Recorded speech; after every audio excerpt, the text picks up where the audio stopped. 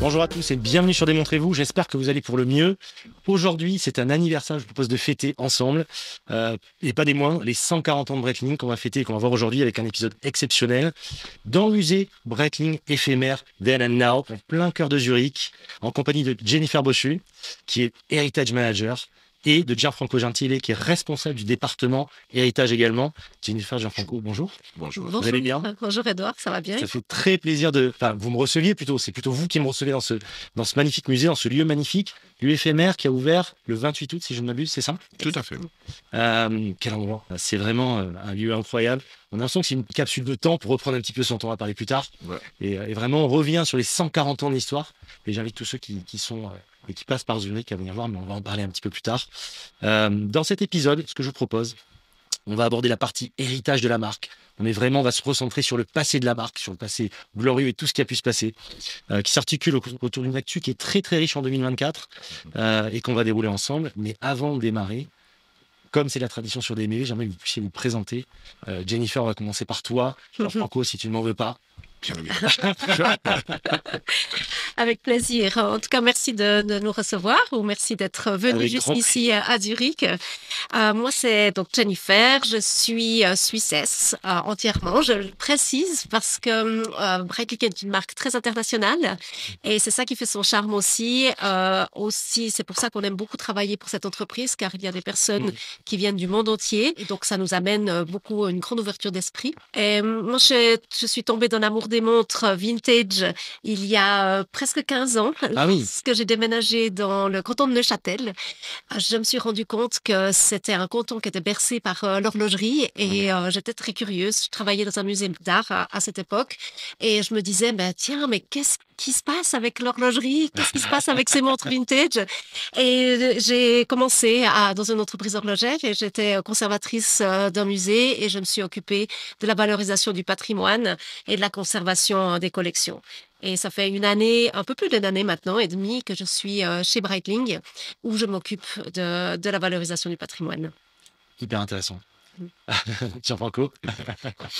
Gianfranco, italien, comme vous allez entendre à cause de mon petit accent. Oui, mais ça nous fait voyager un petit peu. Heureusement. Oui, j'ai fait mes études en histoire de l'art et notamment aussi à Paris, à la Sorbonne. J'ai en fait démarré ma carrière dans le patrimoine d'entreprise à Paris aussi, il y a quelques années maintenant. Et après, j'ai travaillé dans différents milieux du luxe. J'ai commencé avec la maroquinerie, et après, j'ai passé pas mal d'années dans l'automobile, et là, je suis arrivé aux montres. En me réconciliant, je dirais, avec une passion familière. Mon père étant collectionneur de voitures anciennes et de montres vintage, et donc c'était sympa pour moi, finalement, travailler dans les deux domaines.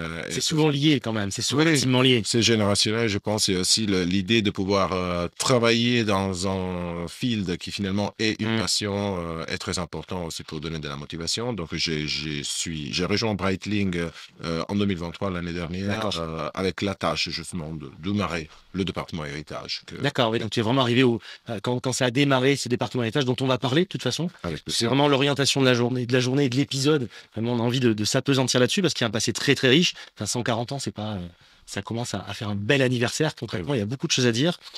Si vous voulez bien, j'aimerais qu'on revienne sur ce changement en 2017, rapidement, avant qu'on rentre dans le vif du sujet. C'est important parce que tout le monde ne connaît pas tout ce qui s'est passé. Et il s'est passé un monde depuis 2017 chez Breitling. Donc, évidemment, arrivée de George Kern en tant que CEO, qui a été vraiment et qui a apporté ce souffle et ce renouveau là-dessus, qui est vraiment très important. Et ce que je trouvais important, c'était de préciser quand il parle de savoir évoluer tout en conservant l'identité forte. Et ça, je pense que on a dîné ensemble hier soir, tu m'en as parlé aussi, et c'est vraiment cette volonté de puiser dans le passé, mais de savoir respecter ça, mais finalement aussi de se tourner vers l'avenir, c'est-à-dire avoir un peu le meilleur des deux mondes. Et c'est vraiment un retour aux fondamentaux. Arrivé également de Fred Mandelbaum, qui est un expert collectionneur connu et reconnu dans le monde horloger, qui est consultant pour les orientations de la marque. 2019, Baselworld, grand moment également, puisque c'est le grand retour de la 806 qui fait grand bruit, qui a vraiment mis un coup de tonnerre, justement. Vous attendez pas là et vous êtes arrivé avec ce modèle qui a mis tout le monde d'accord. Transformation des boutiques, ça aussi, c'est un gros chantier. Moi, j'avais vu à l'époque du côté de Bordeaux, puis ça avait également changé. Enfin, on voit toutes les boutiques qui ont été modifiées, avec ce fameux mur de briques qui est très beau, cette ambiance qui est très différente, qui ressemble un petit peu d'ailleurs à ce qu'on peut voir ici. Un côté un peu chill comme ça. qui a beaucoup apporté. Et je crois d'ailleurs qu'il y a une nouvelle boutique à Lille. Oui, tout à fait. Qui ouvre là, maintenant. Là. Elle vient d'ouvrir et surtout une nouvelle boutique aux Champs-Élysées, magnifique, énorme, qui vient d'ouvrir au mois de juillet et qui maintenant est devenue un des lieux phares de la marque en France. Et en plus, elles sont assez différentes. C'est-à-dire qu'on voit la boutique de Zurich, la boutique de Bordeaux, la boutique de Paris, etc. On sent qu'il y a un ADN commun, mais elles ont toutes quelque chose de différent. Et ça, c'est super. C'est pas quelque chose qui est copié-collé. Qu'on trouve partout. Ça, oui, elles s'adaptent aux lieux qui sont trouvés. On essaie de chercher un lieu qui est le plus proche de l'image et des valeurs de Breitling, mais en même temps, on doit s'adapter au bâtiment. Comme ici, on est dans ce musée. Il est incroyable. C'est un bâtiment très ancien et on a dû aussi s'adapter à cet endroit, tout en inscrivant l'identité de la marque. Ici. Il est incroyable. Et moi, ça m'a fait plaisir de voir Breitling revenir aux fondamentaux comme ça. Enfin, en tant que collectionneur, comme beaucoup le savent dans les auditeurs, la montre Raymond que j'ai commencé à acheter, je suis rentré par la porte Breitling de toute façon. Donc c'est une marque qui compte beaucoup pour moi aussi. Donc voir cette marque revenir depuis 2017 sous les meilleurs auspices, ça me faisait plaisir quelque part. Ensuite, de nouveaux ambassadeurs, de nouvelles égéries, ça c'est important aussi de le préciser, qui sont plus en phase avec l'image maintenant de Breitling. Ça s'est féminisé aussi, et ça fait du bien. On arrive à des boîtes plus contenues, et je pense qu'il y a pas mal d'hommes aussi qui s'intéressent beaucoup à ces diamètres-là de plus en plus, on le sait très bien. Mais ça fait du bien parce que moi je vois au niveau des auditeurs, des auditrices, j'ai de plus en plus une part féminine qui s'intéresse et qui a besoin de ça. Donc vraiment, répondre à ça, c'est aussi un signe d'écouter ces amateurs aussi, ces amatrices. Ce qu'on n'entend pas partout. Et je tenais à le souligner comme ça maintenant. Mais aussi, je me permets d'ajouter, de revenir à les racines, comme tu as dit jusqu'à maintenant, même sur le public féminin qui a été un des publics target de la marque depuis les années 30. Complètement. Moi, personnellement, en fouillant dans les archives, j'étais quand même étonné en découvrant, par exemple, que dans le début des années 50, un des catalogues de la marque avait plus de 50 références différentes de montres féminines. C'était énorme déjà à l'époque. Et donc, je pense que cette démarche nous a rapprochés de nouveau à la cohérence et à la continuité avec un passé si glorieux. Mais c'est ça qui est frappant. Encore une fois, je reviens là-dessus, mais depuis 2017, c'est revenir à des fondamentaux, mais qui sont cohérents. Là, je prends la liberté de dire, mais c'est vrai qu'on voit quand même des choses qui sont parfois curieuses depuis 10 ans dans l'horlogerie, selon certaines marques. Et là, vous revenez à des fondamentaux qui sont logiques. Voilà, c'est très important de le souligner quand même, parce que en respectant le passé, mais en faisant des nouvelles créations malgré tout, voilà, en faisant des choses qui sont cohérentes. 2022, 70 ans de Levi Timer, bien sûr. Super important. 2023, et c'est ce que tu disais, Gianfranco, l'établissement du département héritage. Donc toi, tu as commencé, toi, Jennifer, tu es arrivé un petit peu après, c'est ça? C'est ça. Si je ne me trompe pas. Et évidemment, 2024, les 140 ans de la marque. Là, on va en parler. Il y a des 4 grands piliers importants à retenir que vous avez pu mettre en place. Ça va être un boulot fou. Je pense que vous avez des nuits blanches avec tout ça. Exactement. Quand on voit tout ça, c'est assez hallucinant. En plus, il y a quand même pas mal de travail sur une nouvelle marque qui vient d'intégrer. Je n'ai même pas besoin de la citer, mais ça fera l'objet d'un autre podcast plus tard. Avec plaisir. Je crois qu'il y a beaucoup de travail là-dessus aussi. Ouais. J'aimerais bien qu'on se focus dans un premier temps sur notre lieu de notre tournage, le musée éphémère Then and Now à Zurich. Je voulais déjà préciser, je trouve ça incroyable. Gratuit, ouvert au public sur inscription. Rien que ça, je trouve que ça en dit beaucoup sur la philosophie de ce que vous voulez insuffler. Vous voulez peut-être dire un mot là-dessus? Avec plaisir. Moi, je laisserai Jennifer raconter le musée, la structuration des espaces. Je me permets juste, comme tu dis, de parler un instant sur la philosophie. L'idée d'avoir justement un lieu qui est gratuit, qui est en plein cœur de Zurich. On est dans une des 2 rues les plus célèbres de la ville. On est à Remweg, à quelques pas de la boutique aussi. Mais surtout, l'idée d'avoir un lieu convivial dans lequel les gens puissent passer leur temps, revenir avec plaisir. Moi, je peux rester une semaine ici. Ah oui. On a vraiment conçu un endroit qui était, à mon humble opinion, un peu différent par rapport aux autres musées de l'horlogerie. L'idée, c'était vraiment d'avoir un lieu qui n'était pas trop technique, dans lequel on parle un langage facile et accessible, mais surtout un lieu, comme je disais, accueillant. Un peu de la philosophie de la marque, comme on fait pour les boutiques. Donc, par exemple, c'est important aussi de remarquer qu'il y a un café, un restaurant, on a un simulateur de vol, des parcours dédiés aux enfants avec des activités dédiées. Donc, on a vraiment pensé à un lieu qui pouvait être facile et accueillant pour les gens, surtout pour un public qui n'est pas fait de passionnés en horlogerie. C'est accessible. Exactement. Je trouve que c'est super important. Il y en a même, comme tu dis, pour les enfants. Même un béotien peut venir ici et finalement y trouver son compte, voir les pièces, parce que la collection de pièces que vous avez, elle est juste incroyable. Oui, et c'est qu'une partie, on a dû vraiment faire des choix qui étaient très difficiles. Ça a dû être compliqué de trancher, oui, oui, c'était dur et on savait que, voilà, on manquerait. Il y a des sujets dont on n'a pas pu explorer. Peut-être la partie sur la chronométrie, sur la manufacture Breitling qui est à la Chaux-de-Fonds. On aurait aimé qu'elle soit un peu plus grande pour pouvoir expliquer mieux comment se fabriquent les mouvements chez Breitling, comment ça se passe là-bas dans les usines, en fait. Et voilà, on a préféré on a un petit espace où on a un écran avec un mouvement, notre mouvement clé B01 que vous pouvez manipuler virtuellement, regarder les pièces qu'il y a à l'intérieur, il y a la description des pièces. C'est très ludique. Voilà, exactement. Et ça, pour nous, c'était aussi intéressant parce qu'on a beaucoup de personnes qui passent devant le musée parce qu'ils se baladent, parce qu'ils sont dans cette rue justement qui est très connue. Et ils entrent par hasard, ils n'en avaient pas entendu parler, et ils se disent qu'est-ce que c'est? Est-ce qu'on peut venir voir? Et ils sont bienvenus. Et il y a beaucoup de gens qui ne connaissent pas comment on montre. Voilà, aussi ce que vous avez à dire. Oui. Et c'est très important ce que tu dis parce qu'effectivement, comme je le disais en début d'épisode, la communication parfois devient compliquée avec des amateurs parce que des marques deviennent institutionnelles très grosses. Et vous êtes quand même une très grande marque, et vous avez réussi à remettre cette proximité. Parce que ça, c'est compliqué. Je pense que l'exercice est compliqué quand même, sincèrement. Oui, mais je pense que c'est un effort qu'on doit à nos clients et aussi à la communauté horlogère entière. Ouais. Il y a une demande en plus là de ça. Ah oui, c'est très bien. Toi qui es à fond dans le vintage, tu le sais. Mais pour nous, c'était assez facile parce que voilà, justement, le chemin avait été déjà tracé avec, par exemple, la philosophie des boutiques qui sont très accueillants. On n'a pas d'agent de sécurité, la porte est ouverte, les gens sont habillés de manière très casual et informelle. Donc, on a suivi cette idée-là. D'ailleurs, un musée doit être un lieu accueillant parce que heureusement, c'est fini avec l'idée de musée 2.0 quelque part, si tu vas par là. Voilà, c'est ça. Et j'ai oublié de le dire avant. C'est vrai qu'on peut justement s'enregistrer sur Internet pour réserver gratuitement la visite, mais aussi on peut, comme Jennifer mentionnait, venir directement au musée. On peut venir spontanément. Oui, tout à fait. Ok. Et s'il y a de la place, ce qui est normalement le cas, on permet tout le monde d'entrer librement. Bon, là, on a eu la chance de privatiser le lieu pour la matinée. Ouais. Merci beaucoup. C'est quand même, on est privilégié, on va pouvoir s'amuser avec tout ça. Tunnel temporel, incroyable. Comme on en disait hier soir, c'est Retour vers le futur. Quoi. Voilà. On se balade avec les timelines comme ça, c'est assez impressionnant. On a voulu faire quelque chose de très immersif avec le Time Tunnel. Ouais. C'était important pour nous, mais aussi ça permet à un visiteur qui aurait vraiment très peu de temps, 15-20 minutes, de comprendre l'histoire, l'entière histoire de la marque et les différentes époques qu'il y a eu avec les différents propriétaires de la marque. De parler avec Léon Breitling, enfin tout ça. C'est ça. Déjà, ça pas mal de gens. Oui, mais surtout pas mal de touristes et de visiteurs, même des journalistes en fait étrangers étaient très très surpris par l'utilisation de l'AI qu'on a fait pour réanimer Léon Breitling. Comme on dit, on est un musée, mais on est quand même c'est super, ça. Contemporain. Donc, c'était important de faire appui aussi aux technologies les plus contemporaines et nouvelles.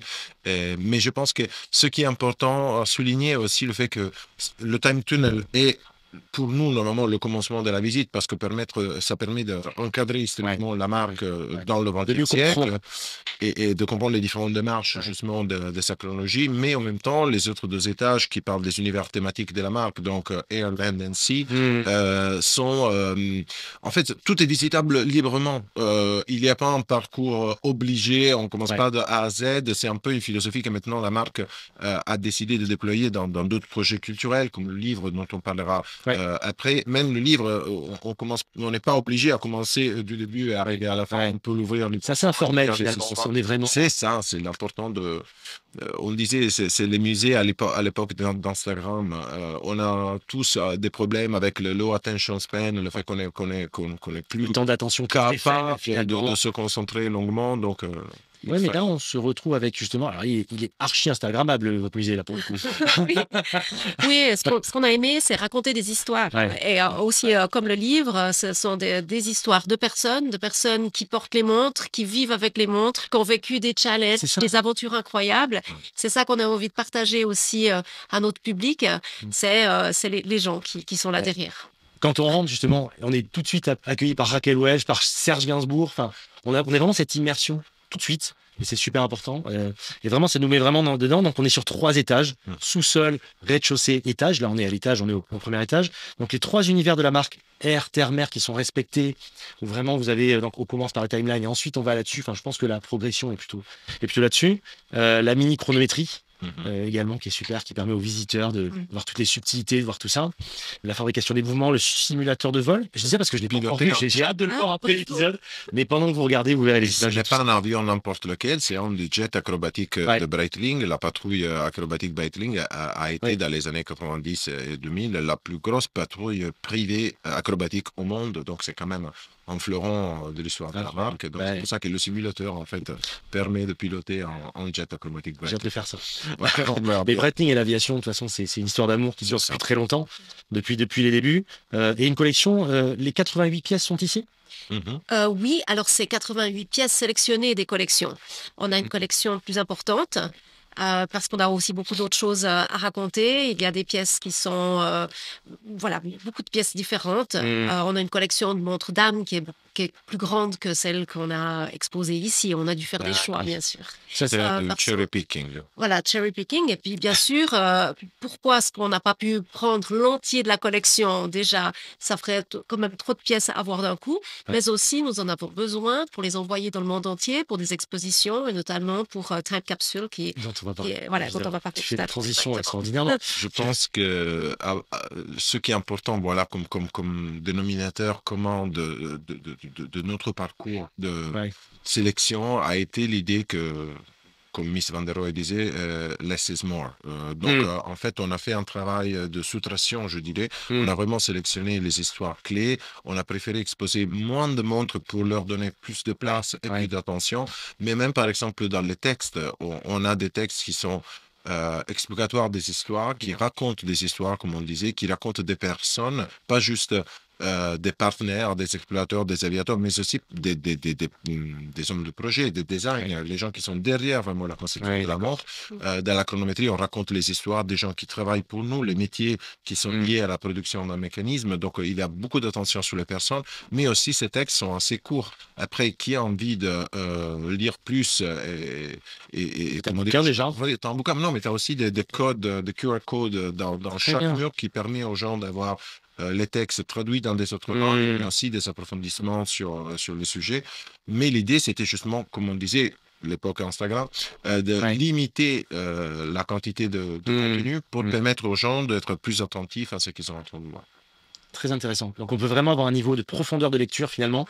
On veut en savoir un petit peu parce qu'on vient d'arriver. On ne connaît pas très bien la marque. On peut avoir de l'information au départ pour aller pre-K, un petit peu prendre tout ça.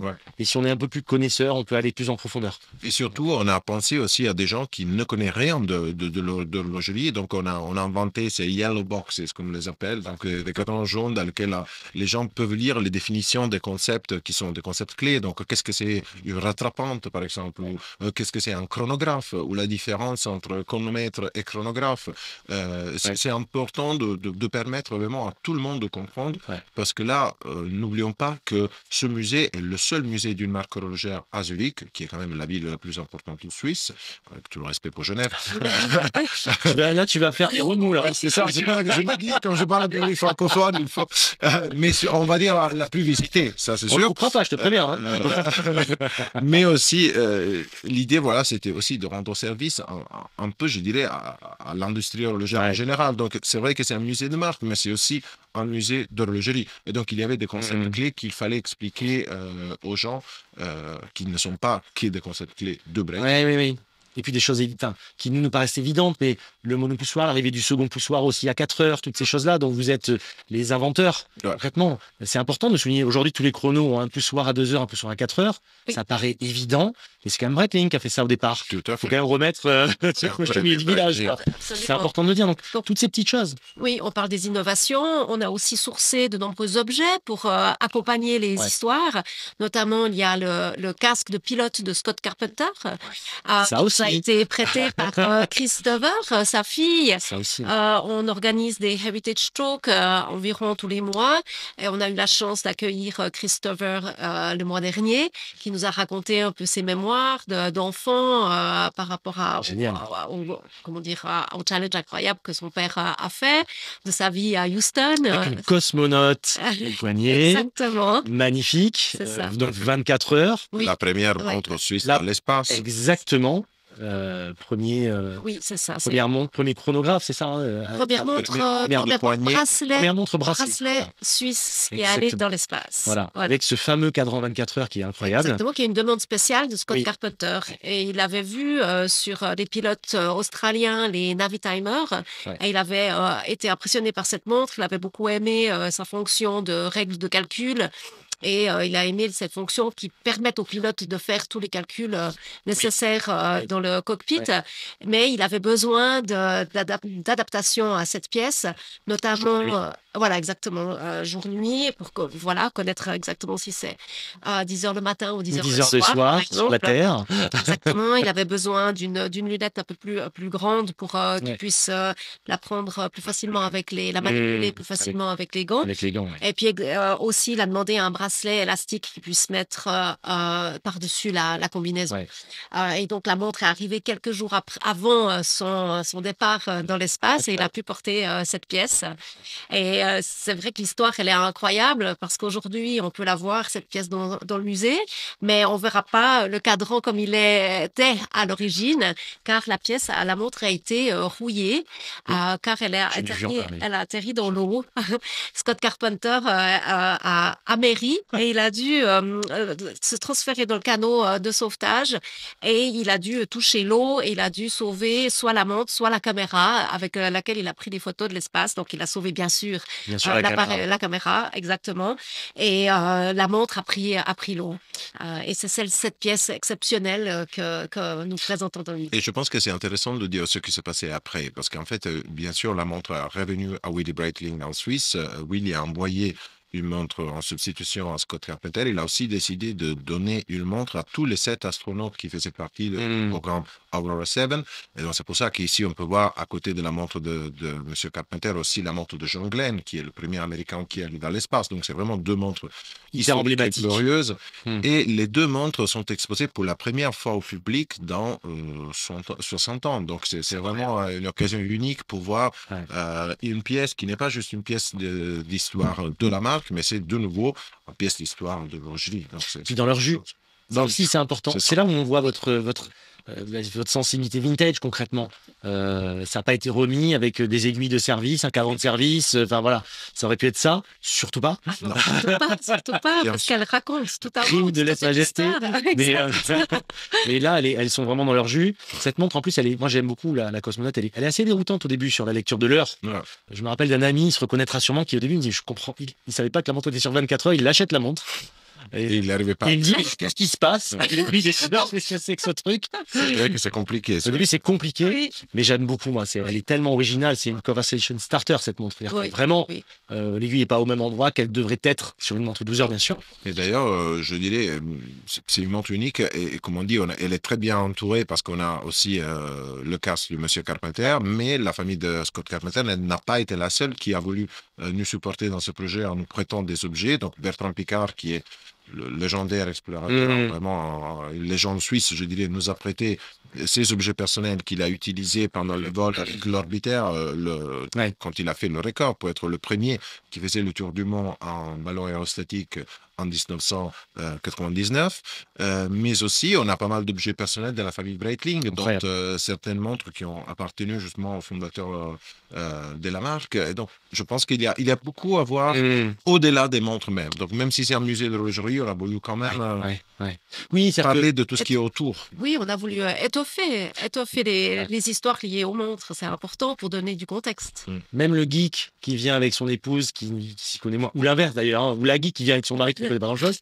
Avec ses enfants, tout le monde passera un bon moment. Donc ça, c'est chouette. Si tu veux, on n'est pas dans, tu sais, comme toi qui as connu le monde automobile où effectivement, il n'y a que monsieur qui se fait plaisir à regarder une belle voiture, les autres attendent dans le truc à côté. Là, c'est pas du tout le cas. Tout le monde s'amusera, tout le monde passera un bon moment. Et aussi, on a conçu, comme on l'a dit, on a pensé à des moments pour le divertissement, comme les simulateurs, mais aussi des moments, des lieux pour le relax. Donc là, maintenant, on est assis dans la surf lounge, on est dans l'univers de l'eau, comme vous pouvez imaginer.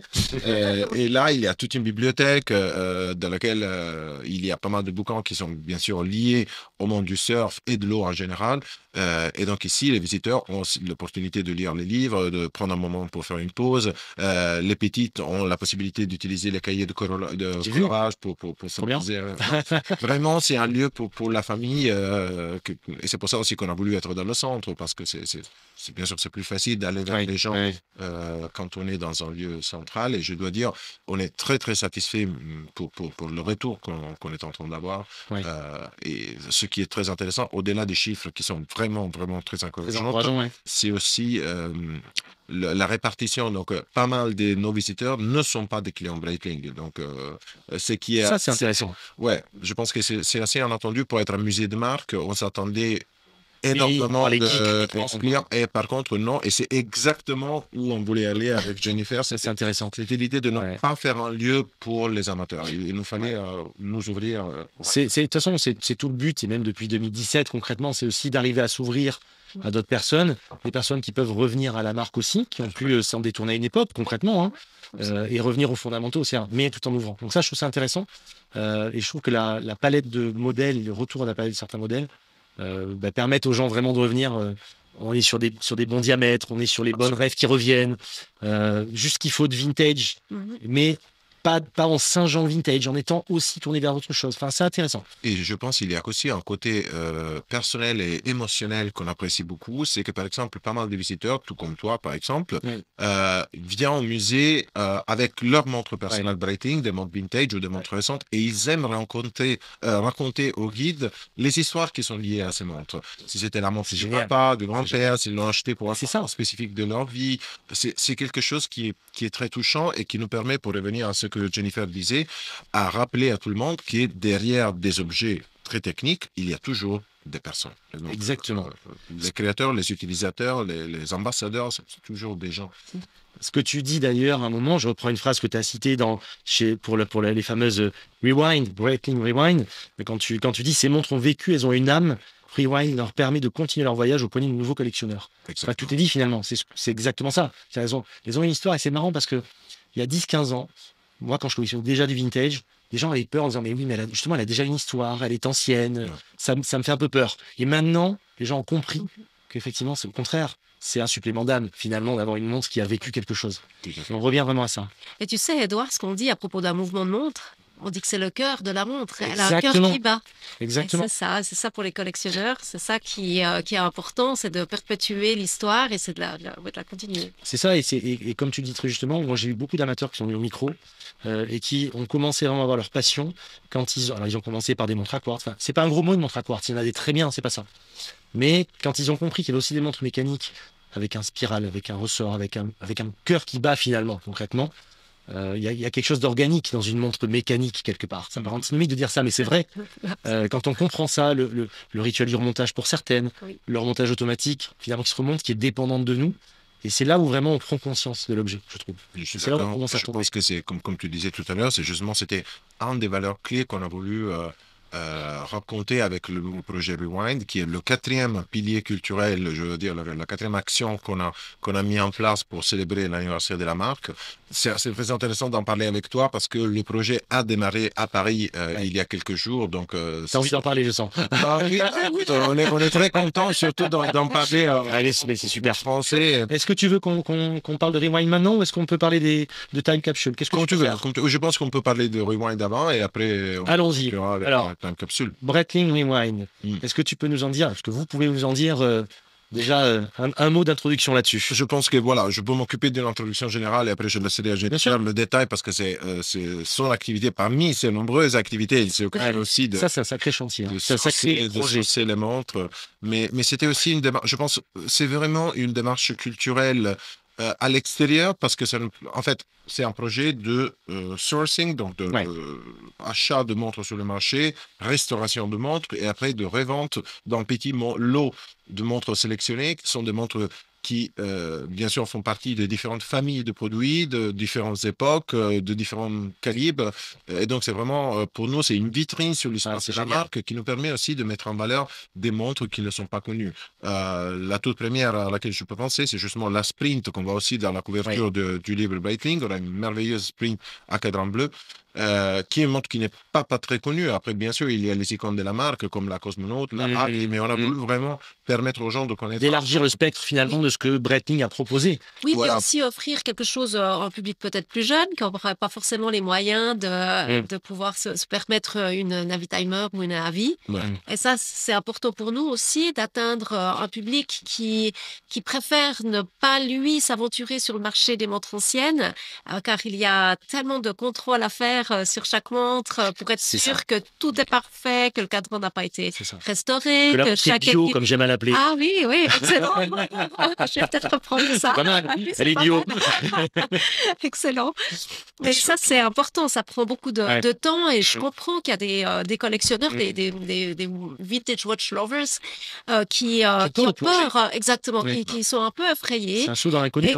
Exactement. Et donc, qui préfèrent peut-être faire confiance à la marque qui, elle, a sourcé les pièces qui sont correctes, dont les montres ont été restaurées par notre atelier héritage. Dans le respect de la montre. Exactement. Et ce que je trouvais intéressant et important, on en parlait hier soir, Jean-Franco, quand on dînait ensemble, et c'est là où on voit vraiment l'expertise, parce que beaucoup de marques se sont essayées à ce genre de choses, mais comment dire, en remettant une montre dans ses specs d'origine, donc en mettant des aiguilles Luminova, en mettant un cadran de service. Bon, c'est ni bien ni pas bien, mais quand on connaît un peu l'auto et toi tu es sensible à ça, si on devait comparer, c'est comme quand on prend une voiture vintage, qu'on lui met une peinture neuve et qu'on change le moteur. Mais tu vois, c'était une démarche, je pense, commune à toutes les marques horlogères et pas, comme tu viens de dire, pas qu'à l'horlogerie, mais je pense que là, le fait que justement le département est géré par des personnes, d'ailleurs on est 4, dont 2 Français, donc on parle le français et notre langue normalement. C'était un bonheur d'en parler hier soir d'ailleurs. Mais je pense que c'est important le fait que tous les 4, on vient d'un milieu qui est très culturel. Et donc, bien sûr, on a une sensibilité, à mon avis, à des thèmes comme le curating ou la restauration qui est beaucoup plus fort. Hyper important, ça. Et c'est pour ça que, comme je disais, Rewind n'est pas un projet commercial, c'est un projet culturel aussi dedans l'entreprise, parce que ça nous permet de parler dans l'entreprise avec les horlogers de qu'est-ce que ça va dire le concept de la restauration, donc pas de la réparation, mais de la restauration. Et c'est pour ça que même dans ce projet, de nouveau, less is more, on ne va pas avoir des quantités industrielles de montres vintage. Ce n'est pas le business de l'entreprise. On a une sélection de 9 montres. C'est un plaisir, en fait. Voilà. Parce que financièrement, raconter ça prend du temps. C'est pas une opération financière, en réalité. C'est vraiment faire plaisir aux amateurs. Exactement. Vraiment et être aligné avec ce que vous faites. Quoi. Oui, on veut leur ramener quelque chose. On veut amener une pièce d'histoire à leurs bras.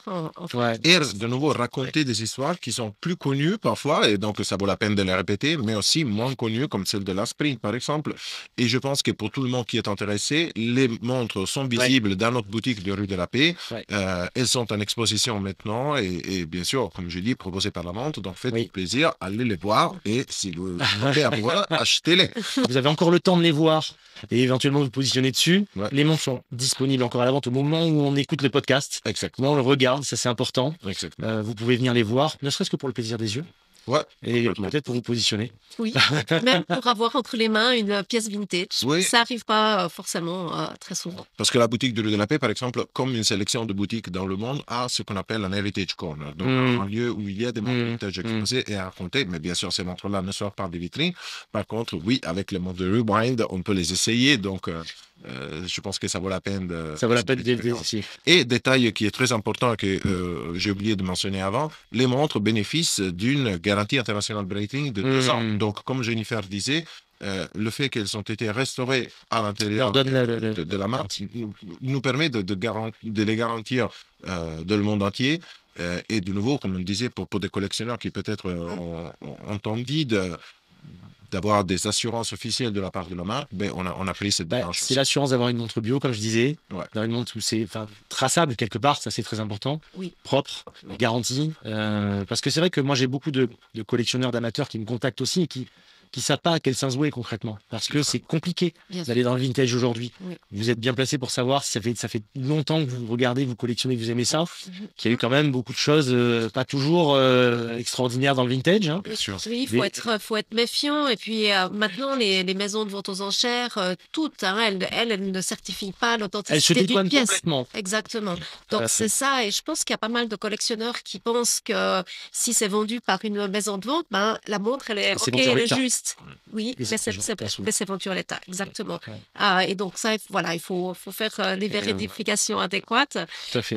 C'est un grand challenge hein, parce que certaines pièces ont l'air géniales. Et puis, voilà. On ne sait jamais. Et surtout, je pense, l'idée avec ce projet, c'était de nouveau, comme dans tous les projets qu'on a lancés cette année, c'est de se rapprocher à la communauté des amateurs, des enthousiastes et des collectionneurs. Donc, c'est pour ça que Rewind est un événement nomade. Donc, on commence avec Paris, mais dans les années prochaines, on va faire cet événement une fois par année. On va le faire dans des régions différentes, dans des pays différents, parce que c'est l'idée d'amener l'histoire et la culture de la marque à l'étranger vers les gens. Et c'est en fait la même valeur qui nous a guidés quand on a décidé de concevoir l'exposition itinérante Time Capsule.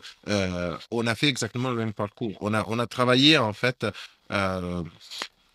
avec un esprit, je dirais, binaire, parce qu'on avait l'idée de inviter et accueillir les gens à Zurich, en Suisse, mais aussi d'aller vers eux. Si pas toi, tu viens vers eux. Alors, explique ce que c'est Time Capsule, s'il te plaît. Time Capsule est l'autre grand projet qu'on a suivi. C'est justement une exposition itinérante qui va bientôt se terminer. Elle est maintenant en Europe. Le kit européen est en Angleterre et en Hollande. Il sera en Hollande bientôt.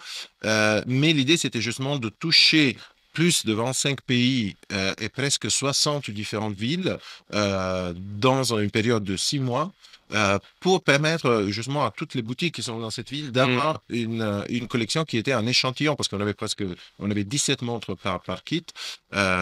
Et donc, c'était vraiment l'idée de donner un échantillon de l'histoire. Donc, toutes les montres les plus glorieuses de l'histoire de la marque font partie de cette exposition itinérante qui a bénéficié aussi d'un kit de visual merchandising, donc de meubles particuliers liés au voyage, parce que les meubles font un écho à des anciennes malles de transport. Et surtout, ce que je pense que c'est très intéressant, et Jennifer pourra en dire plus, c'est l'idée que pour permettre d'avoir autant de lieux, de couvrir autant de lieux dans une période assez limitée, on a dû structurer 4... Voilà. Je sais que je vois les villes à chaque fois. J'ai des suées pour moi. Oui, on a de la chance d'avoir des collègues très compétents dans la logistique. Paris, Madrid, Athènes, Berlin, Amsterdam, Londres. Mais en fait, c'est pas juste ça. Le problème, c'est qu'en fait, on a structuré 4 kits parallèles qui ont voyagé dans des différents continents. Donc, on avait un kit pour l'Europe, un autre pour l'Amérique, un troisième pour la Chine, le quatrième pour tout le reste de l'Asie. Donc, ces kits voyagent en parallèle dans des villes différentes dans le monde. Et peut-être tu peux raconter comment tu as sélectionné les montres et aussi le fait que ça serait intéressant de savoir comment tu as fait cette sélection. Exactement. Donc, on a vraiment voulu raconter l'histoire de la marque et montrer qu'on est une marque pionnière, notamment en présentant une monopoussoire, une double poussoire. Mais par contre, les monopoussoirs, ils sont rares. Et dans l'exposition, enfin dans la collection que nous avions... les années 30 à peu près, globalement. 15, les monopoussoirs, même avant, voilà, dans les années 15, voilà. Mais tu arrives à trouver des choses propres des années 1915? J'ai trouvé, j'ai trouvé. Et c'était aussi un challenge parce qu'il a fallu trouver relativement rapidement des pièces. Donc, il a fallu vraiment sourcer les manques que nous avions dans cette exposition afin de pouvoir présenter au public du monde entier vraiment chaque jalon de l'histoire de la marque. Du monde pour 110 ans quand même, donc effectivement. Oui, exactement. Non, et c'est vrai que d'ailleurs, pardon, désolé, je voulais juste dire, c'est vrai qu'on a essayé pour permettre aux kits d'être les plus égaux entre eux. On a essayé vraiment de sourcer le même modèle et quand c'était possible, la même référence. Donc, si dans des familles, comme par exemple la Navitime, c'est un peu plus facile, mais il y a des montres comme la Super Océan, la référence 1004, qui devient de plus en plus rare. C'est difficile à trouver ça. De plonger. Donc, la lunette est compliquée à faire. Il y a plein de choses. Elles sont très... oui, parce qu'elles étaient... C'était des montres, c'était des too much. C'était des montres outils qui servaient. Elles étaient allées sous l'eau. C'était un monde de bureau. à l'époque. Exactement, tout à fait. C'était utilisé. Et c'était l'idée de Breitling, c'était de faire des montres pour être utilisées, des montres Instruments for professionals. Exactement. Après, c'est Pour devenu des ça. professionnels. Ça à l'époque. Oui, mais depuis le début, avec la sûr. chronomate, la montre, le chronographe pour mathématiciens, de faire la montre de poche, la vitesse qui était utilisée par la police de la Chaux-de-Fonds pour donner des tickets, des speeding tickets. C'est incroyable ça. Oui, conducteur, c'est assez fou. C'est fou Donc, quand même. il y a vraiment toujours cette volonté d'avoir d'avoir fait des montres ordinateurs, c'est comme des montres petits comme ça. Des montres outillées, oui. Des timers 18 fonctions, si je ne m'abuse. Tout à fait. Et d'ailleurs, la Navitimer, comme Jennifer disait, descend de la chronomate qu'on appelle dans l'exposition inhérente de First Smartwatch. Parce qu'en fait, à 1940, l'idée d'avoir un règle à calcul sur une montre qui était aussi un chronographe, c'était une vraie révolution culturelle. C'est pour ça que Willy Breitling a mis le numéro de brevet sur le cadran. C'est vraiment l'idée qu'on peut voir. I made it. Donc, je pense que c'est très, très intéressant comme démarche et c'était des histoires que ça valait la peine de raconter. Cette année, on a la tagline, le motto des célébrations, c'était 140 ans de primaire, 140 years of firsts, pour raconter aux gens que Breitling a été la première marque à contribuer à pas mal d'innovations qui ont changé toute l'histoire de l'industrie horlogère. Et là, par exemple, on parlait justement de la Super Ocean il y a quelques minutes. C'est important, par exemple, de raconter que la première chronographe de plongée est une Super Ocean en 1957 avec la référence 807. Et ce qui est intéressant, je pense aussi dans le lancement de la Super Ocean, c'est le fait que Willy Breitling décide d'aller vers le marché en offrant en même temps, en lançant une montre 3 aiguilles automatique et une montre chronographe mécanique qui devient, comme je dis, la première chronographe de plongée de l'histoire. Et aussi, tout probablement, la première montre avec un cadran panda de l'histoire qui devient après une grosse tendance dans les années 60. Donc voilà, on parle toujours de Breitling et de l'aviation, mais en fait, là, on est dans la surf lounge, donc la mer. On a le droit de dire que Breitling a beaucoup d'histoires à raconter aussi pour le côté mer. Et je tiens à préciser que la 807 est très rare à trouver et à voir, et on peut la voir ici au musée, dans la vitrine qui est à côté de moi. Incroyable, on montre toutes ces images en même temps qu'on est en train d'en parler, effectivement. Bien sûr. Tu disais justement pour sourcer ces pièces, pour revenir à ce que tu disais, Jennifer, ça a dû être compliqué, donc la monopoussoir, les premières à double poussoir, voilà, comment tu as démarré tout ça? Il a fallu d'abord, à mon arrivée, j'ai dû analyser la collection. Oui, c'est ça déjà. Tellement de choses. Voir ce qu'on avait, ce qu'on n'avait pas. Qu'est-ce qu'on va prioriser? Définir qu'est-ce qui est absolument obligatoire d'exposer, parce qu'on ne pouvait pas faire une exposition itinérante sans montrer une monopoussoir. C'est vraiment un jalon trop important. C'est important. Et puis, voilà, après, il a fallu chercher. Et donc, j'ai de l'expérience dans le sourcing des montres depuis près de 15 ans maintenant. Oui, j'ai cru comprendre. Tu avais un peu de background. Donc voilà, j'ai mes sources et puis une façon de faire. Mais c'est vrai que le métier de sourcing a beaucoup changé avec Internet depuis ces 20 dernières années. Et encore même, je dirais, ces 5 dernières années avec les maisons de vente aux enchères qui se sont démocratisées, qui sont plus que les maisons. Qui sont plus ouvertes aussi. Oui, c'est ça. C'est accessible. Ce qui est bien dans un sens, mais ce qui rend ta tâche un peu plus compliquée quand même. Exactement. Et après, c'est vrai aussi que l'exposition n'est pas faite que de montres. Comme le musée, il y a énormément de matériaux d'archives, de publicitaires, de catalogues. Donc, notre archiviste, Anne-Sophie Grolmont, elle a beaucoup travaillé sur les projets. Et aussi, n'oublions pas que, comme j'ai dit, 60 différents lieux dans 6 mois ont demandé un travail de coordination énorme avec les marchés, les boutiques. Et donc, c'est le bureau de la logistique, les douanes, etc.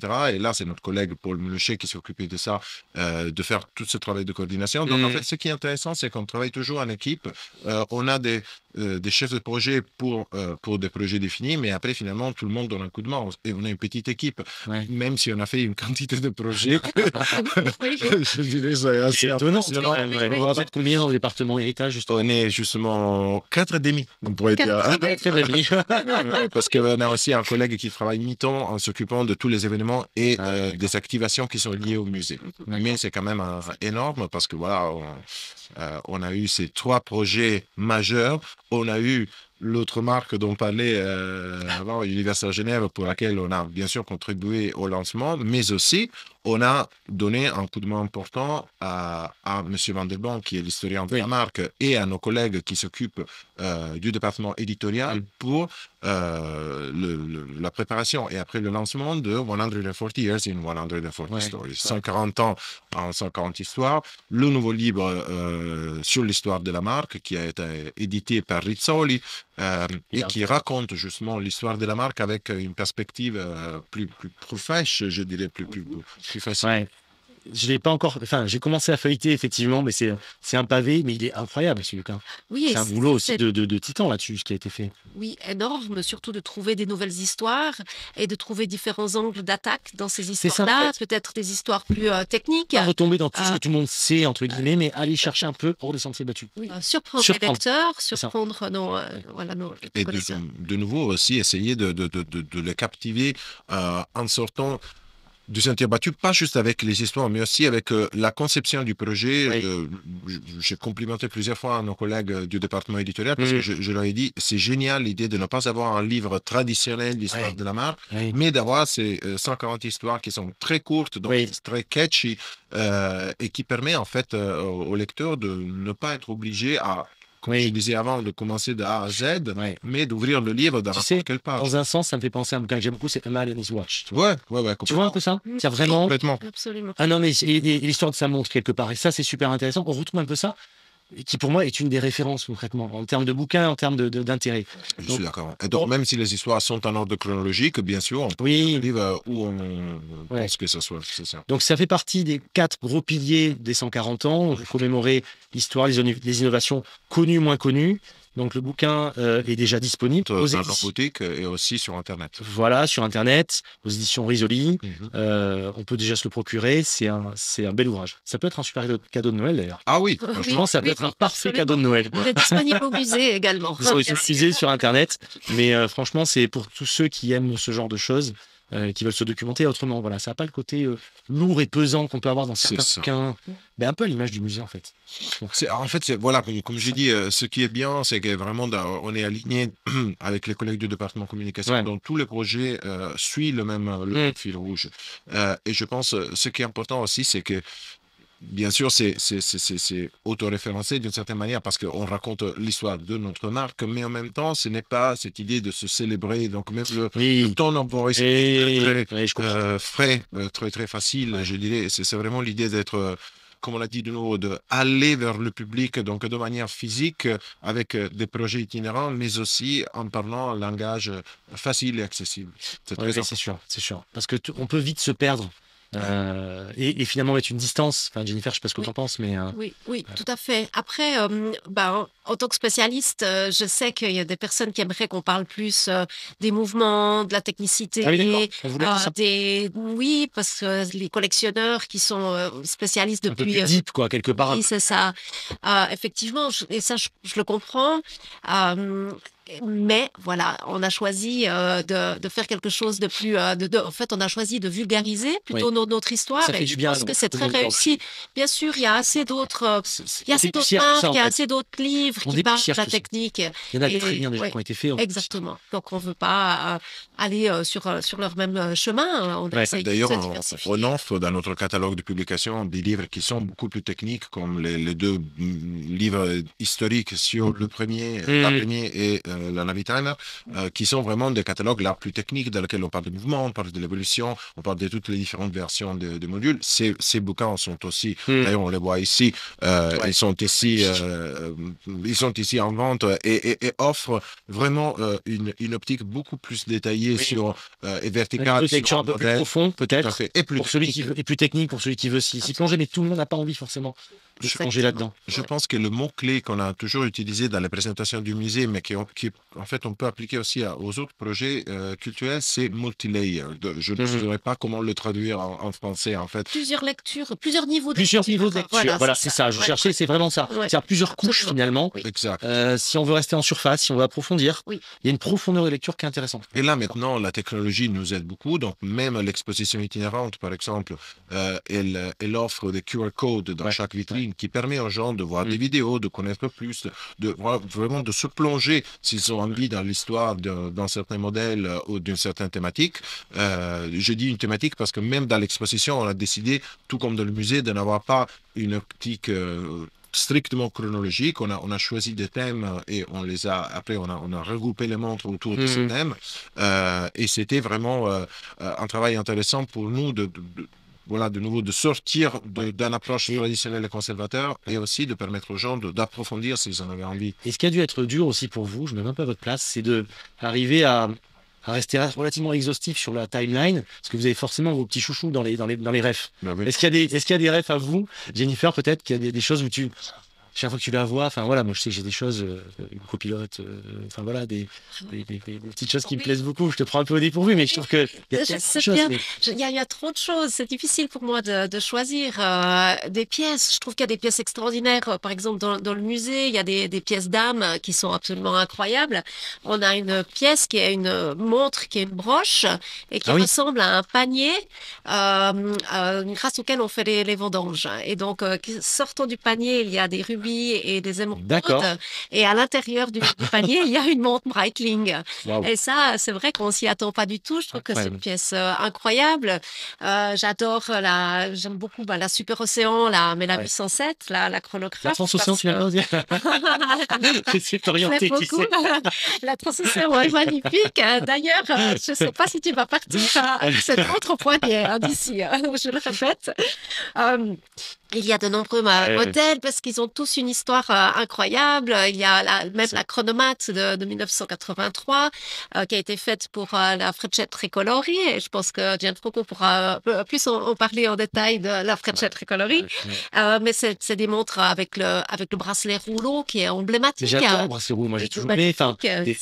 C'est des montres qui sont tellement emblématiques finalement, qu'on a vu dans des films, qu'on a vu au poignet de personnes qui relatent des histoires finalement. Oui, puis on peut reconnaître tout de suite. C'est ça qui est intéressant, c'est le bracelet rouleau, c'est Breitling. Voilà, dans la rue quelque part, on connaît ça. Voilà, ça c'est Breitling, on retrouve ça. Et je trouve justement, je tenais à le dire vraiment, je n'avais pas prévu d'en parler, mais je trouve que la réinterprétation du bracelet rouleau a été très bien faite parce que c'est un bracelet qui aurait pu mal vieillir en fait. Oui, je suis d'accord. Il y a des marques qui ont des bracelets emblématiques. Je ne serais personne. Vous les bracelets parfois sont datés quelque part. Et je trouve que la réinterprétation du bracelet rouleau, franchement, elle a été faite parfaitement. Je le dis sincèrement parce que c'est pas simple. Un bracelet qui est incroyablement confortable. Et c'est super confort, mais c'était pas simple de le remettre au goût du jour, mais tout en gardant l'ADN du bracelet d'origine. Je trouve ça, c'est super intéressant. Vraiment, vraiment. Et oui, non, en tant qu'Italien, on est des Frecce Tricolori.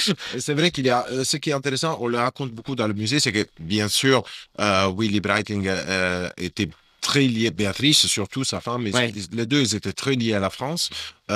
Mais aussi, je dois dire, ils avaient un rapport privilégié avec l'Italie. Donc, il y a pas mal de montres qui sont présentées dans le musée.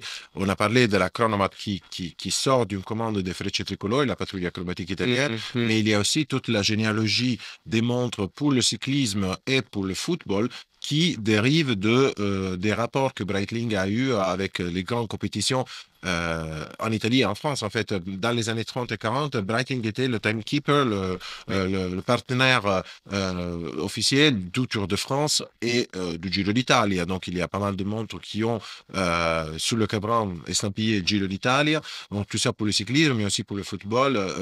Et c'était le partenaire de la Fédération italienne de football dès les années 50. Donc, il y a pas mal de montres qui ont été développées pour le foot et on raconte toute cette histoire qui a eu plusieurs évolutions dans les années 50, 70, 90 jusqu'à maintenant, étant donné qu'on a Erling Haaland qui est un des plus célèbres joueurs de foot qui est un ambassadeur de la marque. On a eu tellement de gens, tellement d'ambassadeurs, comme dit Serge Gainsbourg, Jean-Claude Killy, tout un tas de personnes comme ça qui... Il faut pas réduire, souvent les gens qui ne connaissent pas ont tendance à réduire à la Navy Timer. Non, exactement. Et ça, c'est un peu réducteur en disant, j'ai déjà entendu des gens qui disent j'ai moins d'affinité avec la marque parce que pour moi c'est inévitable. Non mais il y a tellement d'autres choses. Bien sûr. Et c'est très intéressant en fait dans la conception du rapport entre Breitling et les ambassadeurs, c'est que pas mal en fait, on a décidé ici de ne pas présenter dans le musée des ambassadeurs même s'ils sont des ambassadeurs iconiques, je dirais, qui ont été payés par la marque. L'idée, c'était vraiment de présenter ceux qui les ont portés naturellement. Exactement. Gainsbourg, c'était sa montre. Après, il avait fait un bracelet en platine, ça c'est une autre histoire. Tout comme Miles Davis, c'était aussi ça. Il a porté sa Navitimer durant ses concerts, durant de nombreuses années de sa vie. Miles, etc. On parle aussi d'une femme pilote dans les années 60, Jane Briggs Hart, une américaine qui était pilote, qui a fait tous les examens pour devenir astronaute. Elle était féministe et activiste. Et on pense jusqu'à preuve du contraire que c'est la première femme à avoir porté une Navitimer. Et donc, on présente son histoire ici dans le musée.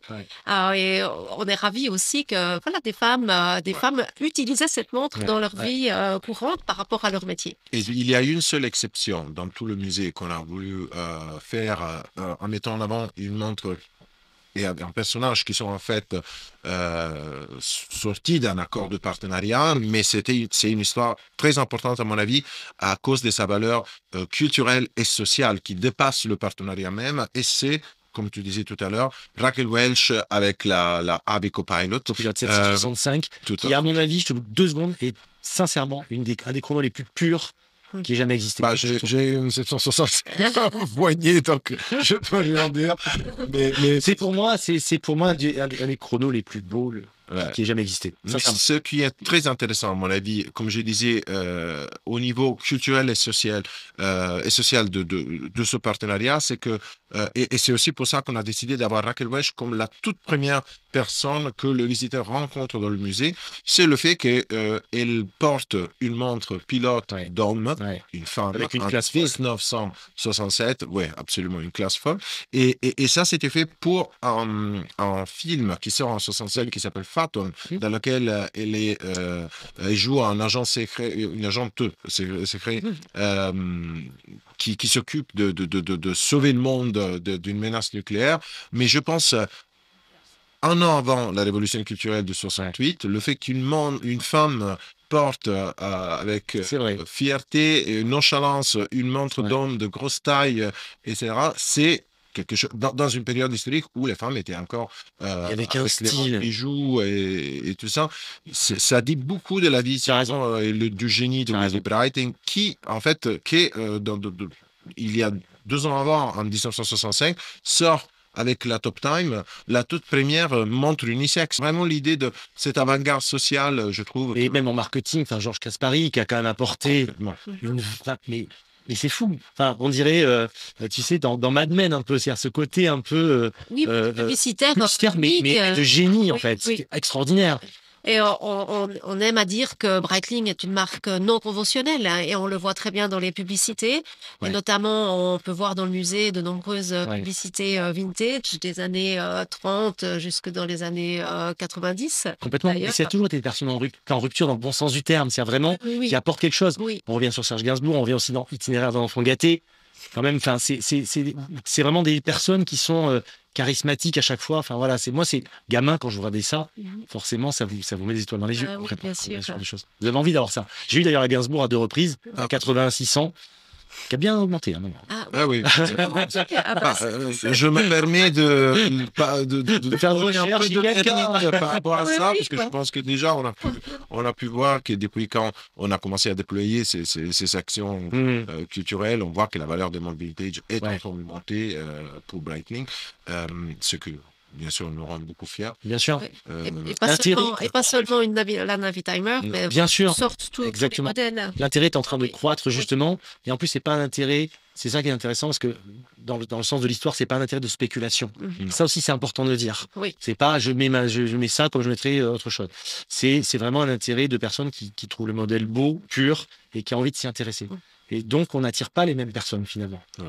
Et c'est exactement pour ça qu'on a, par exemple, un service d'extrait d'archives qu'on offre aux collectionneurs et aux propriétaires de montres vintage de manière d'ailleurs assez facile. Ça suffit d'aller sur Internet et remplir un module. Et donc, pour toutes les montres de l'époque de Willy Breitling, donc dès la moitié des années 40 jusqu'à la fin des années 70, on peut donner des informations d'archives sur la production du casier de la boîte, du casier, de la production de la boîte. De la boîte. Oui, avec le fond de boîte, Donc, c'est très intéressant, je pense. De nouveau, c'est une autre démarche qu'on fait pour être près des collectionneurs, au service des collectionneurs. On travaille aussi avec les maisons de vente aux enchères pour donner des informations historiques sur les montres quand ils nous les demandent. Fred fait un travail énorme sur les réseaux sociaux. Il est toujours disponible pour n'importe quel collectionneur et amateur. Puis de science, pour le coup. Oui, et ça fait 30 ans qu'il collectionne les montres Breitling, qui s'est passionné pour cette marque. Donc, il a vu passer entre ses mains tellement de modèles, tellement de pièces qu'il les reconnaît, il reconnaît tout au coup d'œil. On n'aurait pas pu faire... Vous ne seriez pas là sans lui, je pense. Oui, c'est ça. Déjà, il nous a beaucoup préparé le terrain, pas que lui, aussi nos collègues qui ont travaillé sur les projets historiques avant, mais aussi, je pense que sans le support continu de Fred, on n'aurait pas pu faire 4 projets si importants dans si peu de temps, parce qu'en fait, c'est énorme. On est rentré, moi, à 4,5. Voilà, à 4,5. Donc, on a eu même pas un an, en fait, c'est un truc de fou. Développer tout ça en même temps. Donc, c'était un travail énorme, mais je pense que c'est aussi c'est un travail qui nous rend très, très fiers et qui nous a permis de découvrir et surtout de dévoiler en même temps l'histoire d'une marque glorieuse qui est connue par la majorité des amateurs pour des épisodes clés ou pour comme on disait avant, pour des univers d'élection, notamment l'aviation et l'air, mais qui a beaucoup plus à raconter. Donc, je me rappelle quand je suis arrivé et j'ai commencé à étudier la marque, j'ai dit, mais c'est une gold mine. Là, et il y en a partout. C'est ce qui a dû être le plus dur pour vous, c'est d'arriver à qu'est-ce qu'on met là-dedans, finalement. Parce que c'est ça. Sur Rien Musique qui fait le prix en surface, vous seriez encore en train de faire des sélections, finalement. Oui, absolument. Et là, c'est aussi l'idée, c'est que ça, c'est un musée éphémère, donc on va garder dans le temps, mais c'était aussi la possibilité pour nous d'offrir un teasing de ce qu'on pourra raconter dans le futur, parce qu'il y a autant d'histoires qu'on a choisi de ne pas présenter dans cette première démarche et qui sont aussi importantes et intéressantes. Il y a tellement encore d'autres histoires que vous pouvez raconter. Enfin, je veux dire, la boîte à idées des histoires qu'on peut sortir de ça, puis toutes plus intéressantes les unes que les autres, finalement. Comment c'est parti de quoi, finalement, pour les 140 ans, de revenir à ce point-là sur le passé? C'était une volonté de Georges Kern, c'était quelque chose qui s'inscrit naturellement. Comment ça s'est initié, tout ça, finalement? Je pense les deux. Georges est très attentif depuis quand il est arrivé pour diriger la marque à son histoire. Il a eu, comme tu disais avant, une approche très, très respectueuse par rapport à l'histoire de la marque, sur la réinterprétation des modèles, aussi en sortant des rééditions, des rééditions des marques qui sont très, très fidèles. Oui. Mais ceci, je pense, il s'est rendu compte de l'importance de célébrer un anniversaire si marquant, je disais, pour l'histoire même, avec autant d'activités réalisées en même temps. Et donc, je pense qu'on a eu un très grand support de sa part. D'ailleurs, on a dû travailler beaucoup parce qu'on n'avait pas trop de temps, mais on a pu travailler en paix, je dirais, en sachant qu'on pouvait compter sur son support. Ouais. Et donc, c'est pour ça que je pense, je veux pas dire qu'on est gâté d'une certaine manière, mais c'est vrai que voilà, ce qui est très, très bien ici, c'est aussi qu'on travaille pour une marque qui est indépendante. C'est important. Alors, tu as raison de le souligner.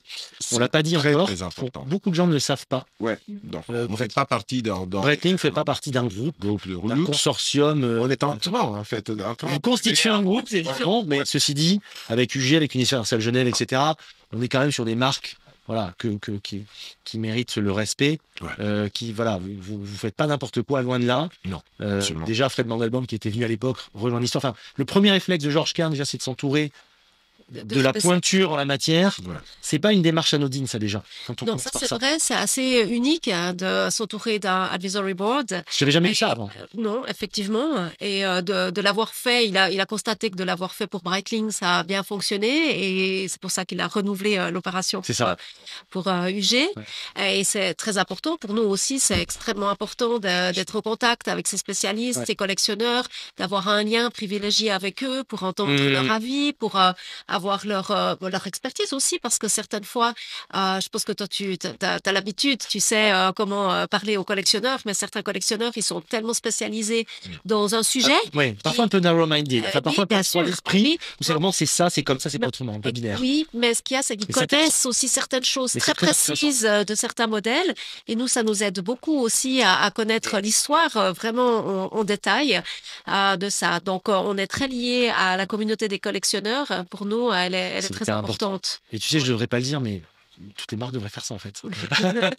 Tu sais, enfin, c'est fou parce que c'est la base finalement. Revenir, c'est un travail, la base. C'est un travail collectif, forcément. Parce que l'histoire d'une marque, ça constitue sais, son ADN. Je pense que tu peux pas l'effacer complètement d'une marque actuelle. Tu as beaucoup d'amateurs qui se sentent, je parle en général évidemment, qui peuvent se sentir délaissés par une marque. Oui. En disant, attends, on sort des trucs qui sont complètement... qui n'ont rien à voir avec ce qu'on demande, qui sont complètement désalignés avec ce qui s'est fait avant. Il y a un peu cette déconnexion parfois. Je répète, mais c'est important parce qu'il y a vraiment ce sentiment. Et donc, c'est vrai que quand on revient faire des tables rondes et demander aux collectionneurs amateurs de longue date, et pas que d'ailleurs, ce qu'ils en pensent, ce qui peut être bien, ou à l'épuiser de façon intelligente, sans singer le passé finalement. Parce que c'est ça aussi le piège, on peut tomber dans l'excès inverse. Et vraiment, parce que réexhumer toutes les pièces iconiques uniquement sans les toucher, bon, c'est bien gentil, mais il y a un moment où c'est à ses limites quand même. On est en 2024, il faut un peu apporter du avant nouveau. Il faut s'adapter au temps dans lequel on vit, bien sûr. Voilà. Ressortir. Je pense que c'est ça la difficulté dans une industrie qui est très conservatrice, mais aussi de balancer le respect pour le passé avec l'innovation. C'est clair. Et c'est quelque chose qui, à mon avis, par exemple, sur laquelle, de nouveau, je reviens à la fonction culturelle de notre département. On fait de manière régulière des rencontres avec les autres départements, le produit, le marketing, le design, pour montrer, par exemple, les nouvelles acquisitions qu'on a réalisées au cours de l'année. C'est aussi pour permettre à ces gens, pas juste de voir des belles montres, mais aussi pour se laisser inspirer. Faire l'œil aussi, inspirer finalement. Parce voir des détails, découvrir des aiguilles. On puisse tous faire les choses. C'est très important et ça nous a permis de faire des choix dans la production de modèles courants qui sont plus respectueuses, je dirais, de ce qu'on a fait dans le passé. Ce que tu disais tout à l'heure, vous disiez, on peut avoir entre guillemets l'extrait d'archives finalement pour qui veut une montre sur des montres des années 40 à 70, c'est ce que tu disais. C'est un service payant, on peut aller sur le site de Breitling. Tout à fait. On rentre son case badge, son numéro de série. On a refait les archives, il nous faut des photos, justement, il faut des photos c'est important, mais c'est important de penser que de nouveau, c'est une manière pour être plus près de la communauté des collectionneurs et des propriétaires. Est-ce qu'il y a des moments clés pour la marque que vous voulez peut-être mettre en exergue, dont vous vouliez parler, qui vous semblent importants? Je pense qu'on a déjà pas mal évoqué de moments clés au niveau historique. Moi, j'aime aussi beaucoup mentionner la période de Willy Breitling parce qu'il a quand même, comment dire, été à la tête de cette entreprise pendant de nombreuses années. Et il a été accompagné de son épouse, Béatrice Breitling, qui l'a beaucoup soutenu dans ses décisions, dans ses rapports à la marque. C'est un rôle très important en fait. C'est ça, exactement. Et puis, elle était, on les voit sur toutes les photos d'archives. Un peu comme une femme de président. Tu sais, ça me fait penser à ça. Oui. C'est très important aussi de chercher les archives et de voir toutes les photos familiales. On voit beaucoup Béatrice, on la voit porter la Super Océan, notamment, qui est une Super Océan, c'est normalement une montre d'homme. Je pense que son avis a énormément compté dans beaucoup de décisions stratégiques. Oui, c'est évident. Absolument. On le sait même pour le naming de certains modèles, comme le Top 10, par exemple. Donc, un homme n'aurait pas le réflexe de donner des noms comme ça. Non, possiblement pas. Mais voilà, donc moi j'aime parler de cette époque. Aujourd'hui, on est en contact avec Grégory Breitling, le fils de Willy, et Béatrice, et on a beaucoup de choses d'être en contact proche de lui. Justement, on a pu avoir récolté en fait d'autres histoires, des mémoires qu'il a de quand il est enfant. Il a aussi une collection exceptionnelle. Il a des pièces qui sont dans l'entreprise. Des anecdotes sympas. Voilà. Et surtout, ça nous aide à comprendre comme de nouveau, il y a toujours des hommes ou des femmes derrière des produits. L'histoire de Breitling Maison est aussi l'histoire des passions personnelles de Willy. Donc, par exemple, il était très, très passionné par l'espace et donc la rencontre avec Scott Carpenter pour la Cosmonaut est devenue un moment clé de sa vie. Incroyable. Il était vraiment passionné de cyclisme. Il suit le Giro d'Italie avec sa voiture. On a les photos de lui avec le drapeau horologique Breitling qui suit le tour dans toute l'Italie. Il était très passionné de voile. Il avait pas mal de bateaux à voile. Sa maison d'été, elle a un petit port en fait sur le lac Léman. Donc, et c'est pour ça, à mon avis, qu'on a eu autant de montres qui étaient liées au monde des regards, par exemple, à partir des années 60. Donc, on voit vraiment les liens personnels de Willy et de ses patients qui après devient des montres avec des utilisations techniques pour... RRTR, on retrouve cet ADN finalement qui n'est pas juste, c'est pas du marketing en fait. C'est vraiment, ils étaient comme ça. Donc ça fait de la mais surtout c'était un choix, c'était un choix que Willy a fait. Parce qu'en fait, on a recommencé à parler de trois univers après 2017. Donc après, parce qu'avant, c'était que aviation. C'était que aviation pour pas mal d'années. Mais en fait, de nouveau, comme on dit, le travail, c'était de se reconnecter à les sources. La déclinaison de air, terre, mer est quelque chose que Willy met en exergue dans les années 50 déjà. Ouais. Donc, ça a été repris dans les années récentes, mais c'est quelque chose qui était vraiment très enraciné dans l'histoire de la marque. La même chose pour la couleur jaune qu'on voit partout ici dans le musée, dans la communication des 50 ans, tout était jaune, mais c'est aussi parce que c'est Willy qui, dans les années 50, décide, d'ailleurs avec un projet qu'il appelle Top Secret, et on peut découvrir plus dans le livre sur ça, décide d'utiliser le jaune comme un choix complètement inconventionnel par rapport au choix d'autres marques horlogères de luxe qui utilisent des couleurs qui sont beaucoup plus establish, associées au code du luxe concrètement. Voilà, c'est ça. Le rouge, jaune, c'est vert. Par contre, le jaune, c'était vraiment l'idée de... C'est une idée de Caspari aussi ou pas? Ah, c'était Willy et Caspari. Ah, voilà, c'est ça. Hein, qui avait vraiment conjointement, enfin lui qui a été un génie, qui a vraiment fait associer ça aussi à l'univers du pilotage, à l'univers de tout ça. Et finalement, ces montres sont devenues naturellement des montres associées à l'air.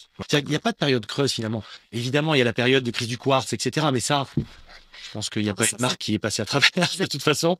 Mais je pense aussi que pour Breitling, c'était une époque très intéressante. Si on pense à une montre complètement phare de l'histoire de la marque, comme la Emergence. J'allais te parler de celle-là. Elle est incroyable cette montre. C'est une montre quartz. Mais moi, j'adore cette montre. Et je pense aussi le fait que M. Schneider venait d'une histoire personnelle de pilotage avant tout. Et donc, c'est pour ça que l'univers de l'aviation, mais aussi, il avait une marque de montre qui était très fort dans le quartz, a permis à la marque de naviguer l'époque du quartz de manière intéressante. C'est vrai. Et de se sauver, mais tout en même temps en lançant aussi des montres mécaniques, parce que n'oublions pas que la Chronomat de 1983, elle est lancée montre mécanique en plein sommet du quartz. Ah oui, en pleine crise de l'histoire horlogère. C'était très beau. Et c'est la montre qu'en fait Breitling a lancée sur le marché pour célébrer son 100e anniversaire. Donc l'idée que dans un moment où le quartz est complètement à la page,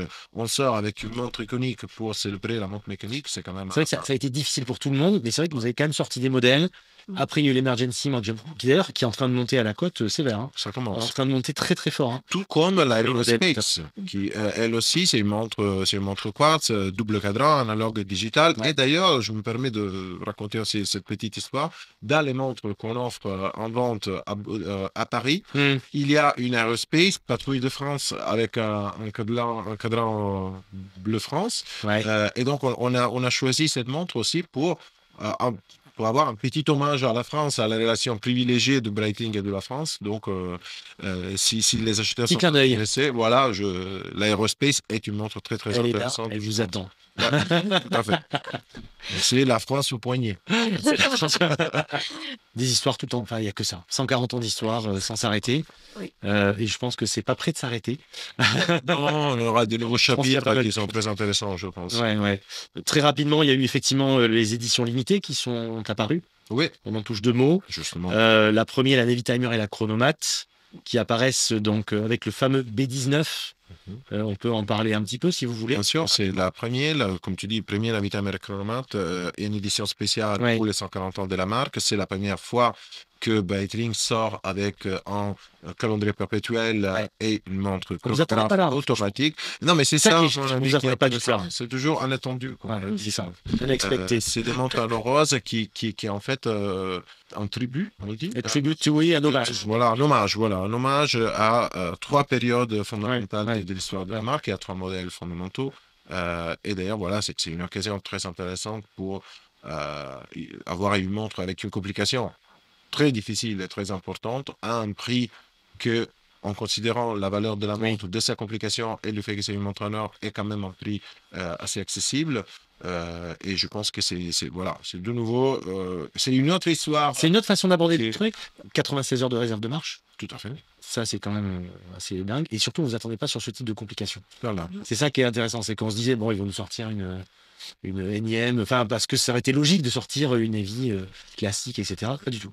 Vous sortez quelque chose, on ne vous attend pas. Et surtout, les 3 éditions limitées, à mon avis, elles sont vraiment l'embodiment des années clés des différentes montres. Donc, on le voit même dans le choix esthétique. La pétille, elle est clairement en hommage aux années 40. La chronomètre, par contre, cadran squelette, ça fait vraiment bold années 80. Super chronomètre, pardon. Pas chronomètre. Et la Navitana, c'est très intéressant parce que le cadran est une pièce d'or entière, en fait. Complètement.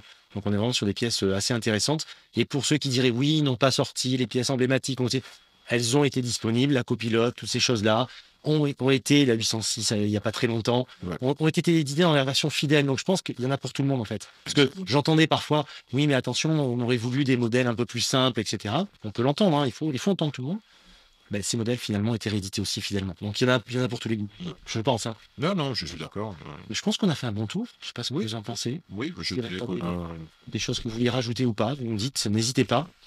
Si, moi, je rajoute une chose, pour ceux qui veulent en savoir plus sur l'histoire de Breitling, j'avais fait un épisode de podcast, le numéro 19. Je mettrai le lien en description où je retrace de 1884 à nos jours toute l'histoire. Enfin, toute l'histoire. Mais en tout cas, les highlights, les principaux éléments.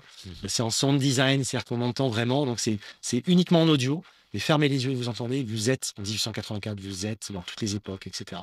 C'est plutôt sympa. Donc, c'est le même esprit immersif du musée, finalement. Voilà. Donc, si on ne peut pas venir à Zurich, dans le pire des cas, on peut écouter le podcast. Regardez les images qu'on a tournées du musée également.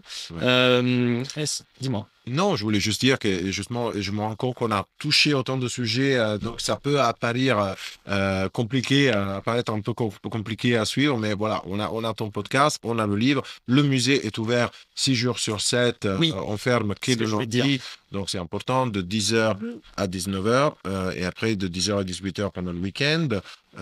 On a aussi pas mal d'événements, comme on a dit, avec le Heritage Talk qui permet aussi d'utiliser le musée comme de nouveau une plateforme culturelle pour raconter des histoires. Et donc, il y a beaucoup d'occasions pour pouvoir se rapprocher à la marque. Même dans le chronologue, le catalogue qu'on fait chaque année, il y a toujours une grosse partie qui est dédiée à la narration de l'histoire de la marque. Donc, même le client qui rentre dans la boutique juste pour récupérer un catalogue a son opportunité de découvrir beaucoup sur l'histoire. Oui, on n'est pas obligé d'être dans une grande ville, on n'est pas obligé d'être à Zurich, on n'est pas obligé d'être à Paris. Ça aussi, c'est important parce que parfois, il peut y avoir un sentiment pour certains d'être dans des zones blanches finalement par rapport aux marques. C'est important de le préciser. Et vous arrivez à essayer de toucher un peu tout le monde, c'est un peu fait. Okay. Et pour ceux d'entre vous sont à Paris, n'oubliez pas d'aller visiter notre nouvel espace aux Champs-Élysées, mais aussi l'exposition de Breitling Rewind de la Paix. Parce qu'on a plusieurs boutiques sur Paris. Il y en a aussi une rive gauche, donc mais je me permets de... Tu as raison, s'il vous plaît. Tu as raison de le redire, mais c'est important. Et puis, se faire plaisir, même pour ceux qui peuvent pas se le permettre, c'est le plaisir des yeux déjà, c'est important. Et c'est aussi ça, c'est-à-dire que moi, ce que j'encourage vraiment tout le monde à pousser les portes d'une boutique. Et les boutiques Breitling, en fait, l'intérêt aussi, c'est que on n'est plus dans le côté, comme certains, des sas, énormes moquettes, on n'ose pas demander. J'ai beaucoup de gens qui m'ont dit on n'ose pas aller dans les boutiques parce que ça peut paraître pompeux. Là, c'est facile, c'est presque ça ressemble presque à un bar d'une certaine façon, à un truc un peu lounge, on ne sait pas trop. Mais c'est ça. C'est ça qui est intéressant. Donc j'encourage, allez-y, poussez les portes, vous serez toujours bien accueillis. Même si vous achetez pas, venez voir. Peut-être c'est pas pour aujourd'hui, ce sera peut-être pour demain. C'est pas. Non, et surtout maintenant dans cette saison de Noël, c'est très sympa. Les vendeurs ont toujours des poules de Noël. Il y a des pour le selfie avec le vendeur. Il y a des big Santa Claus à l'extérieur. Mais ouais, c'est important. Oui, j'ai vu ça. Festif, mais fun, je dirais. Mais ouais, et puis faut être très décomplexé par rapport à ça. Moi, j'ai pas mal de collectionneurs qui ont 20, 25, 30 ans. Ils disent moi, j'ose pas parce que je peux pas pouvoir me payer ça, mais plus tard. Mais allez-y, essayez, faites-vous plaisir. Et ça peut être même un leitmotiv pour travailler dur, pour ensuite se faire plaisir sur quelque chose. Ça peut être vraiment un élément déclencheur. Donc ça, c'est important. Est-ce qu'il y a, toi, Jennifer, un livre, un film, quelque chose qui est important pour toi que tu voudrais nous partager? Oui, j'ai été passionnée par le livre qui est une thèse de doctorat en fait qui s'appelle les pionnières du temps, Ouais. qui est un livre écrit par Stéphanie Lachat où elle parle des femmes dans l'horlogerie à travers le temps, de leur relation avec le travail depuis le 19e siècle jusqu'à aujourd'hui. Et c'est très intéressant parce que souvent on a des idées reçues par rapport aussi aux ateliers à la maison dans le Jura suisse. Et c'est intéressant. Elle clarifie un petit peu les choses et puis elle parle de cette évolution-là. Donc ça, c'est un livre qui est un peu mon livre de chevet lié à l'horlogerie, je dirais. Donc tu conseilles ça. On mettra le lien en description, bien sûr. Oui. Et alors, si Jennifer parle des livres, moi je parle des films. J'ai déjà mentionné Phantom. On est des mecs, vous faites ce que tu veux. Donc j'ai déjà mentionné Phantom. Je pense que c'est très intéressant de voir. Voyez ce film. Franchement, c'est important. Tu as raison. Pas que pour Raquel Welch, mais aussi je. Rien que pour ça, ça vaut la peine. Parce que quelle classe, Okay. quelle élégance, quelle nonchalance. Je dirais, c'est magnifique. C'est super. Mais après, je dirais aussi, si vous avez l'occasion de le revoir pendant les vacances de Noël, par exemple, voyez de nouveau le deuxième film de 007, Thunderbolt, parce que vous allez voir notre top time au poignet de Sean Connery. Donc, c'est quand même... C'est vrai, important. C'est une histoire très intéressante. Puis c'est vrai que, en plus, les fêtes arrivent. On sait bien que les chaînes ont tendance à nous remettre les James Bond et souvent les premiers. Moi, je peux pas. Enfin, moi, si je tombe dessus, je peux pas m'empêcher de regarder. Là. Complètement, pareil. C'est comme un de Funès. C'est les genres de trucs. Si ça tombe, je peux pas faire autrement. Non, mais c'est ça. C'est la base. C'est la base. Donc là, un petit clin d'œil Berkeley, vous pouvez regarder qu'est-ce qu'il a à son poignet et c'est aussi une histoire intéressante. Ouais, trop bien. C'est une super recommandation. Une musique pour lancer l'épisode. Une musique qui vous tient à cœur. Alors, moi, je dirais les Beach Boys. Oui, les Beach Boys, le Surfer Girl des Beach Boys. Alors sûr. Alors sûr. On a même le disque à la planche ici. On est dans la Surf Lounge, mais aussi on expose le disque en bas dans le. Ça. Ouais. La partie cinéma, parce qu'il y a aussi une partie du le Micro Cinéma. Voilà, qui est un tout petit cinéma, mais on présente un film sur l'histoire de la marque, vraiment de 1884 à nos jours. Et on a sélectionné des objets qui sont liés au film, qui sont éclairés. Curiosité un petit peu. Oui, c'est ça. Et donc, il y a des objets vintage, et notamment le disque de Beach Boys. C'est un grand magasin de jouets pour adultes, en fait, ici. Hein. Tout le monde se vient. Je pense que je pourrais rester des jours en entier. C'est aussi, à parlant de jouets, c'est justement pour ça qu'on a décidé d'avoir aussi un bookshop. On vend notre ligne de merchandising, des produits faits en licensing et en partenariat avec les partenaires externes comme Deus Ex Machina. On a tous les livres. Oui, Deus, effectivement. Donc, en fait, on a pas mal de possibilités de sortir du musée avec quelque chose d'allemand. Et après, si vous avez envie de vous faire plaisir et d'acheter une montre, la boutique n'est à 400 mètres. Voilà. Donc, il y en a pour toutes les bourses, pour toutes les envies, pour tous les niveaux d'intérêt, etc. Merci à vous. Merci à toi. Super, merci de savoir, je visite. Merci beaucoup. Privatiser le musée pour une demi-journée, c'était incroyable. De voir tout ça, c'est magnifique. On va aller nous faire un petit tour, tout ça, faire de belles images pour montrer ça. Personne ne pourrait pas se déplacer. Mais merci beaucoup. À très bientôt, parce que je pense qu'on aura d'autres aventures. On sera amené à se revoir. Il y aura de prochains projets. Donc, on se verra prochainement. Pour l'instant, on ne peut rien dire. On ne dit rien. Personne n'a compris, bien sûr. Mais voilà, en tout cas, c'est vraiment super de revenir là-dessus. On peut pas faire 140 ans d'histoire en 1h15 ou 1h30. Mais déjà, on a un petit peu balayé tout ça. Et c'était important. Il y a le bouquin pour ça. Il y a le podcast pour revenir là-dessus. Il y a plein de choses. Et je vous invite aussi, même sur le site web, effectivement, de Breitling, on revient sur l'histoire aussi. Oui, et surtout, comme tu disais tout à l'heure, Edouard, on invite les personnes à entrer dans les boutiques Breitling et poser des questions sur l'histoire de la marque, parce que tous nos personnels sont formés sur notre histoire. À chaque fois. Aussi. Et vraiment, je le dis, mais même si vous n'allez pas acheter de toute façon, qui aujourd'hui, en one shot, rentre dans une boutique d'horlogerie et achète une montre? Ça n'existe pas aujourd'hui, c'est fini. Donc, vous entrez, vous regardez et vous serez hyper bien accueillis, hyper bien conseillés par des gens qui aiment leur métier, parce que ça aussi, c'est quelque chose qui s'est perdu à un certain temps. Je parle au global, évidemment. Et ça fait plaisir de voir des gens qui aiment la marque, qui savent vous en parler. Donc voilà, entrez de façon très décomplexée, c'est super important. Merci à vous. Merci. Merci. Merci de nous avoir suivis pour les Warriors, pour suivre jusqu'au bout. Merci. Ciao. Merci. Ciao. Ciao.